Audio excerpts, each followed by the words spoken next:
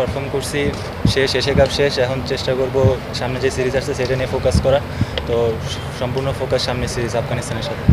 Preparation ভালো ছিল। Last 2 বছর যেখানেই খেলার সুযোগ পেয়েছি, বিপিএলে, তারপর গ্লোবাল সুপার লিগে, তো কিছুটা কনফিডেন্স গেইন করেছিলাম। সো ওগুলা খেলাতে আমার কিছুটা নিজের জন্য হেল্প হয়েছে। প্রিপারেশন এরকম সবসময় নেওয়া হয়েছে, এরকম নির্দিষ্ট কোনো আলাদাভাবে কোনো কিছু করি নাই, সেমভাবেই প্রিপারেশন ছিল। সো এরকম আলাদাভাবে কিছু ছিল না। আগে যখন আসছিলাম তখন হয়তো বা কিছু ল্যাকিংস ছিল দেখেই ওরকম পারফর্ম করতে পারি নাই, চেষ্টা করেছিলাম ল্যাকিংস নিয়ে কাজ করার। সো হোপফুলি আরও ভালো কিছু করতে পারবো। নিজের জায়গার জন্য আমি কখনো খেলি নাই, আমি চেষ্টা করছি টিমের জন্য ইম্প্যাক্ট রাখার। সো ইম্প্যাক্ট রাখতে পারছি আলহামদুলিল্লাহ। চেষ্টা করবো সামনে যদি সুযোগ পাই আরও টিমের জন্য ইম্প্যাক্ট রাখার।